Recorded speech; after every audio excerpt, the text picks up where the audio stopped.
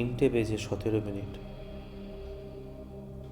চারিদিক শুনশান, নিস্তব্ধ। অনিমেষ একা দাঁড়িয়ে আছে নির্জন এক বাসস্ট্যান্ডে। রাতের বাসস্ট্যান্ডটাও অস্বাভাবিক রকমের চুপচাপ ছিল। এমন চুপ যেন শহরটা নিজের নিঃশ্বাসটাকেও লুকিয়ে রেখেছে।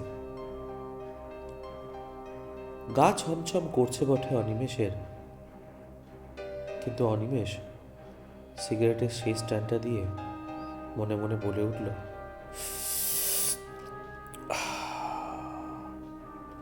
ভূত কিছু হয়ই না, সবই মানুষ বানায়। আসলে অনিমেষ বিশ্বাস করে না, না ভগবানে না ভূতে। তার মতে ভয় মানে শুধুই কল্পনা, আর কল্পনা মানে দুর্বলতা। ঠিক তখনই বাসটা এলো। পুরনো কালো রঙের একটা বাস। নম্বর প্লেটটা এমন ঝাপসা যেন ইচ্ছে করেই লুকিয়ে রাখা হয়েছে। কন্ডাক্টর বেরিয়ে এসে বলল, উঠে আসুন। অনিমেষ উঠল। কন্ডাক্টর টিকিট কাটতে কাটতে বলল, আমার নাম সঞ্জয়।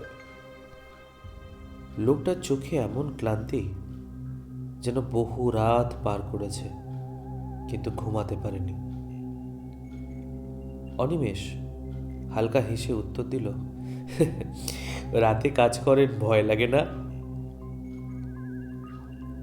ভয় লাগে তখনই যখন বিশ্বাস করেন না। অনিমেষ হেসে ফেলল, হ্যাঁ, তা ঠিকই বলেছে। বাসে যাত্রী একদম নেই। অনিমেষের চোখ গেল একটা সিটে, একদম পেছনে। সিটটা খালি। সঞ্জয় ধীরে ধীরে বলল,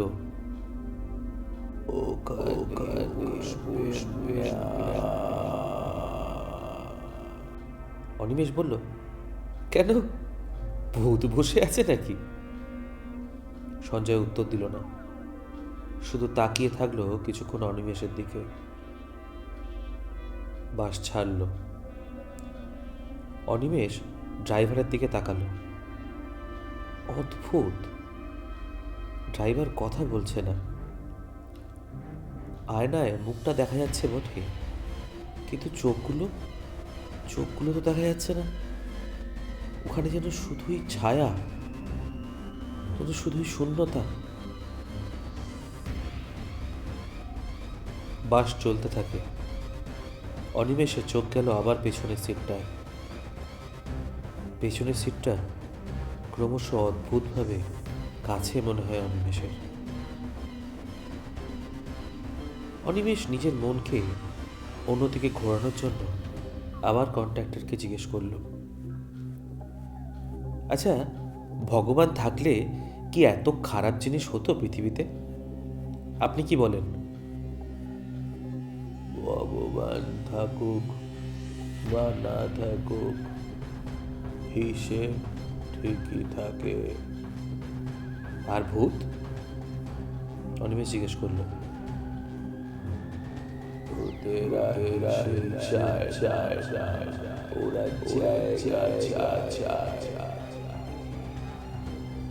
বাস চলছিল ধীর গতিতে।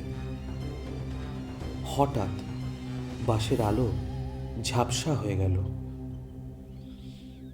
ধপ ধপ ধপ, যেন কেউ ভারী পায়ে হেঁটে আসছে। শব্দটা যেন এলো পেছনে সেই খালি সিটটা থেকে। অনিমেষ ঘাড় ঘোরাতে গিয়েও পারল না। শরীর যেন জমে গেছে তার, সে যেন আটকে গেছে। বাসটা আবার থামল। এবার ড্রাইভার প্রথমবার কথা বলল,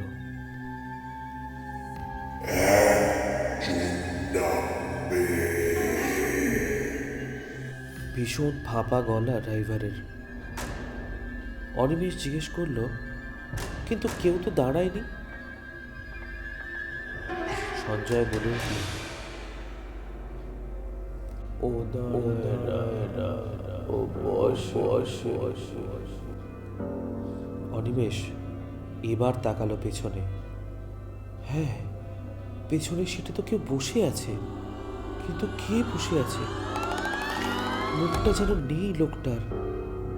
যেখানে চোখ থাকার কথা সেখানে শুধুই শূন্যতা, একটা গভীর কঠোর।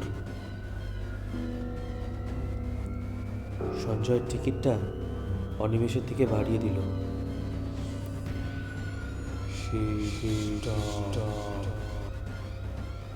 অনিমেষ চিৎকার করে বলে উঠল, কিন্তু আমি তো এখানে নামবো না, আমি তো যাবো, আরো যেতে চাই, আমি তো নামবো না এখানে। তো আগে নেমে গেছে।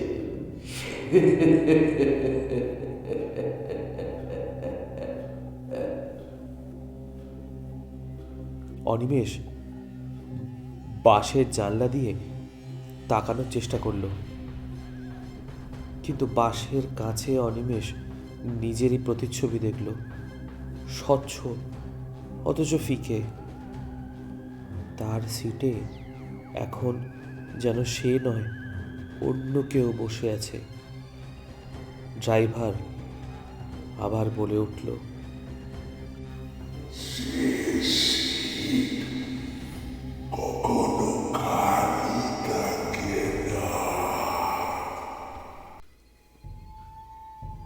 বাস চলতে শুরু করে। কিন্তু এই বাসে আর অনিমেষ নেই। সে এখন কবরস্থানে দাঁড়িয়ে।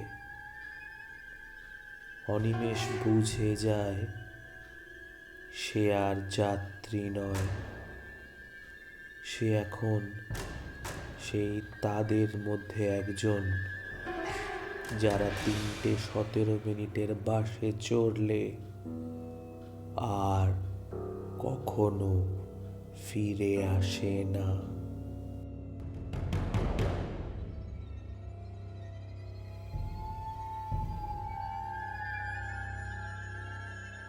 অনামিকা অনেকক্ষণ ধরে বাসের জন্য ওয়েট করছে। আজ অফিসের থেকে পিক আপ অ্যান্ড ড্রপ ভ্যানটাও দিতে পারেনি, তাই তাকে পাবলিক বাসেই যেতে হবে। ঠিক রাত 3:17 একটা বাস এগিয়ে আসছে অনামিকার দিকে। বাস এসে থামলো, টিকিট কালেক্টর বেরিয়ে এলো। অনামিকা বলে উঠল, এটা কি টালিগঞ্জ যাবে দাদা? টিকিট কালেক্টর উত্তর দিল,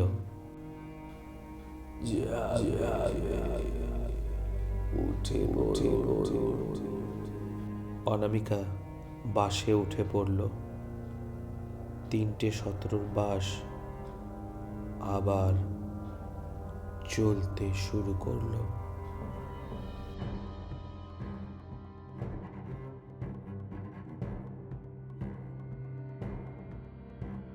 আপনারা শুনছিলেন দ্য দীর্ঘাঙ্গী টেলস নিবেদিত ভৌতিক হরর গল্প শেষ শীট। 3:17 ইউনিভার্সের দ্বিতীয় গল্প কেমন লাগলো আপনাদের? অবশ্যই জানাবেন আমাদেরকে আপনাদের কমেন্টের মাধ্যমে। আর অবশ্যই নতুন গল্প পেতে এবং এরকম হরর থ্রিল এনজয় করতে আমাদের চ্যানেলটিকে লাইক এবং সাবস্ক্রাইব করতে ভুলবেন না যেন।